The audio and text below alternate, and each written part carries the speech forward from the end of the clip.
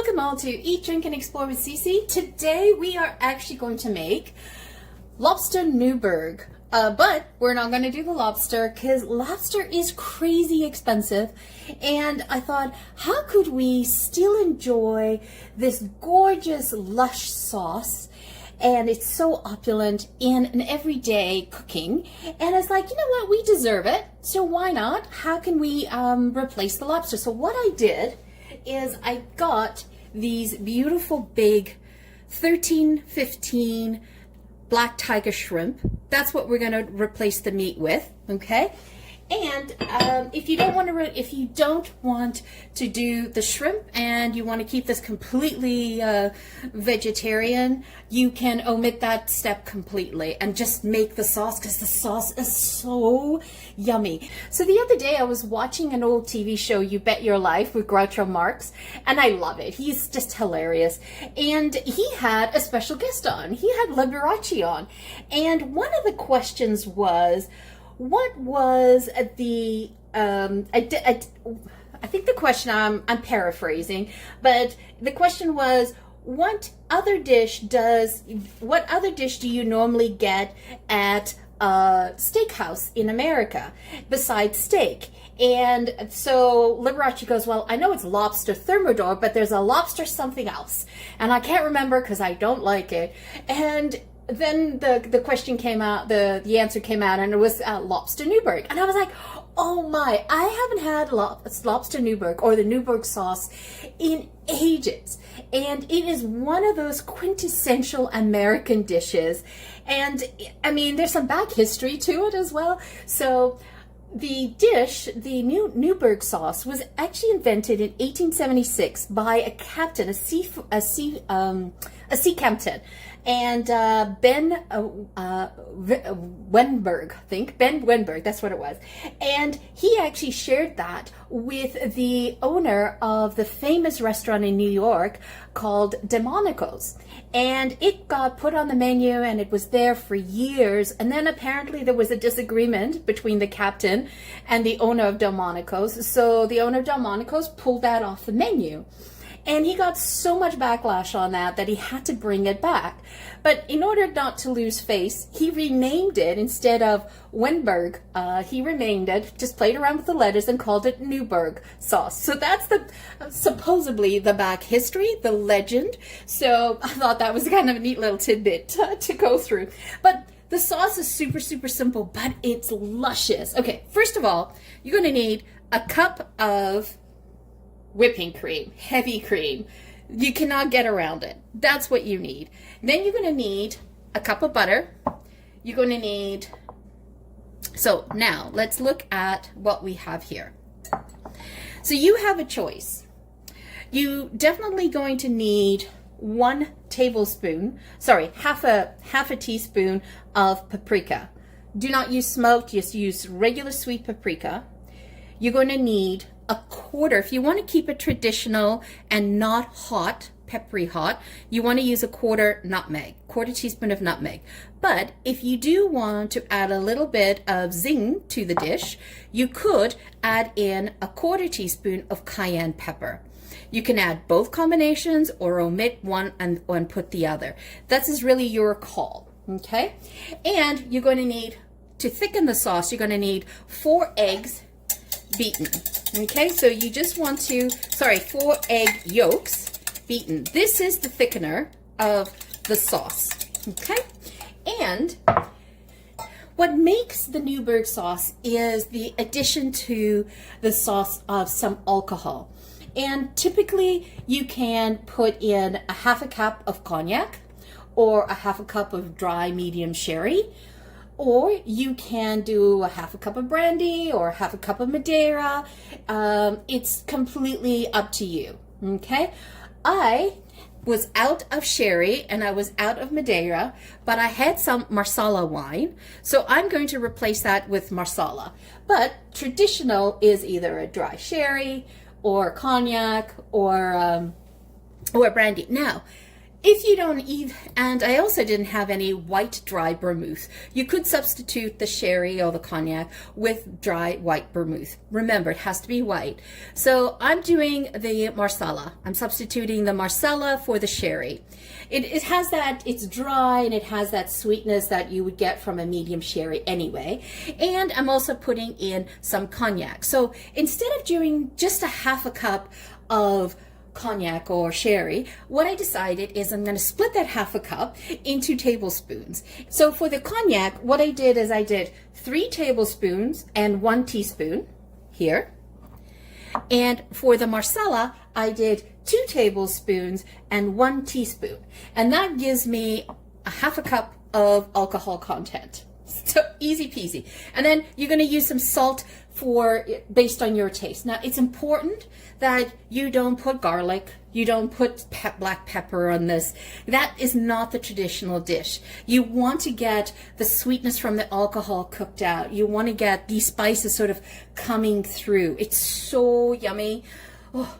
And, you know, instead of mixing this with like lobster, what you can do is use the same sauce and mix it with pasta, mix it in with, do a nice beautiful white basmati rice and put that on top. It's so yummy, so good. All right, let's move over to the stove and get this started.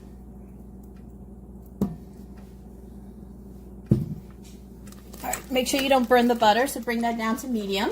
Now, I was like so excited to do this dish because, I mean, Lobster Newburg is definitely a dish that was like so frequently done at cocktail parties in like the 50s and that. And you can even find this as a recipe in the Better Homes and Garden cookbook.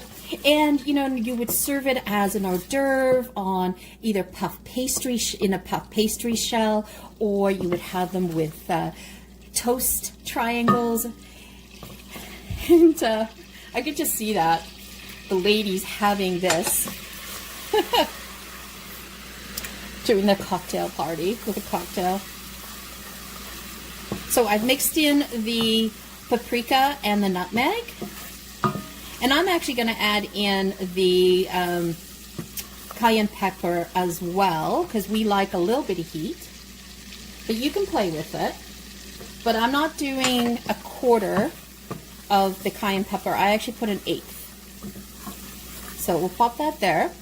And if you have lobster at this time, or you had your shrimp, pop that in, get that cooked up. And it cooks really, really quickly, right? And the reason why I'm putting in this, now if you were making lobster, you would have cooked the lobster off, steamed that lobster or boiled that lobster off in another pot. You would have cooled it down, you would have deshelled it, and you would have chunked it. Oh, lots of work, right? You could have gone for canned lobster, or you could go frozen lobster. But either way, that still is expensive nowadays. So you can always get some really good, you know, 1350 prawns. And that's the size, 13-15, because you want these nice big chunky ones. And you notice that I didn't cut them in half either. Just because this is a dish that we're making for 2 to 4 people. We can split that and we'll have that on that. Look, I love seeing butter and nutmeg and paprika all mixed together. It has such a beautiful decadent color, doesn't it? All right, so we'll just cook that off, get that nice pink, from opaque to pink, and then we'll add in the rest. And what we're really doing here is we're flavoring the butter with the essence of shrimp as well, so that's really good. Okay, so now we're going to add in the alcohol, and we want to cook off the alcohol. Add salt to taste, and I love to use sea salt. And we'll just cook this off. Now, how do you know that you've cooked off the alcohol? Is that when you lean in, you won't smell alcohol anymore. That's how you know you've cooked it all off. And if you're adventuresome, you could flambe the dish. But no, I'm not going to be very adventuresome. I'm going to leave it as is. The way I'm doing the eggs and the cream is many people will add the cream in to the pot, and then they will beat the egg yolks, and then they'll temper the egg yolks with the cream and then add it in. I personally just add in the egg yolks into the cream, mix that all together, and then the egg yolk and the cream are at the same temperature. I did take out, I'm going to lower the stove, I did take out the cream 20 minutes prior to getting started so that I could have it at room temperature. And the egg yolks is a wonderful way of thickening the sauce. Now, the idea is once we put it in here, we're going to put it in little by little. Look at the color. Doesn't that look great? Going to add it all in, and then we're going to keep stirring the pot because we don't want the egg to hit the bottom of the pot so that it scrambles, right? Just going to take a little bit of liquid, add that in. I'm just tempering it a little, and then we're just going to pour it in.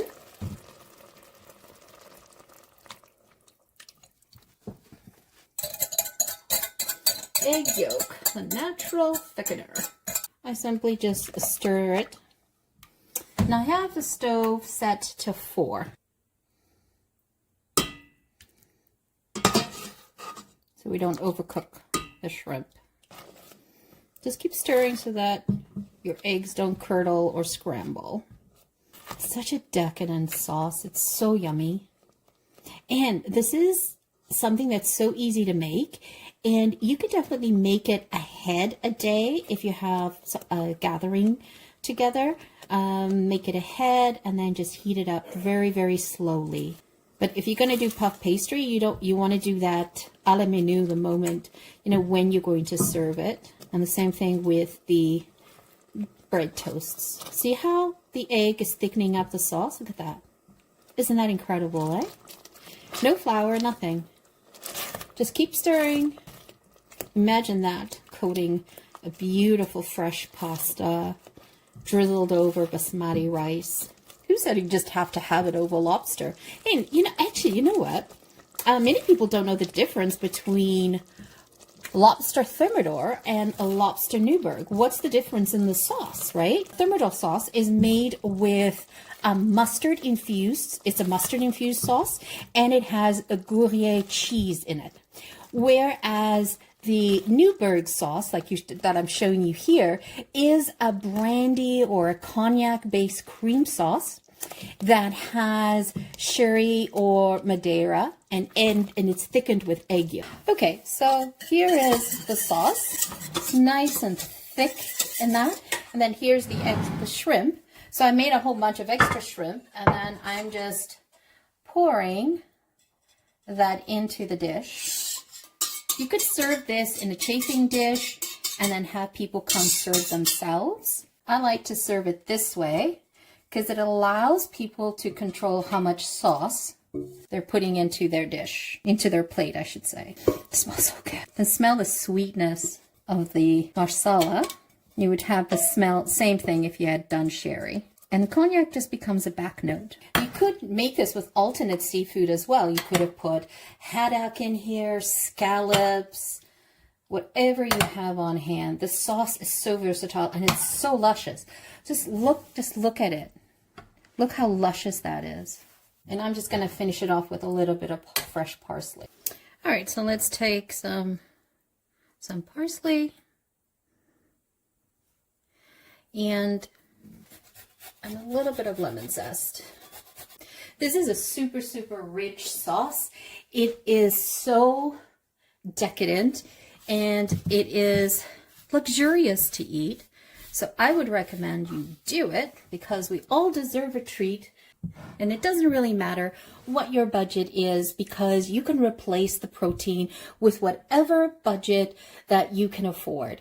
And if you don't want to put in the alcohol, then replace that with a chicken stock or seafood stock in there. But I'll be honest, the flavors come from the alcohol as well. It just adds that extra oomph to the dish.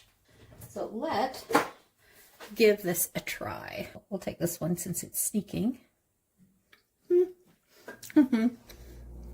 It is decadent. It's so good. Oh, cannot go wrong. Guys, do this, and I highly recommend you actually make this dish and do it with a beautiful fresh pasta It will be something that you will be asked on repeat by family members to make at all times. So thank you so much for joining me. Always greatly appreciated. If you are a returning champion, thank you so much for your love and support. I am always grateful for it from the bottom of my heart. And if you're a new person watching our channel, welcome. Hit that subscribe button, hit that like button if you have not yet done that. We need all the help and support from the community so that we can grow the channel. Once again, thank you so much. Hope you enjoy this beautiful Newburg sauce with any combination that you make. Ciao for now. Don't forget to hit subscribe.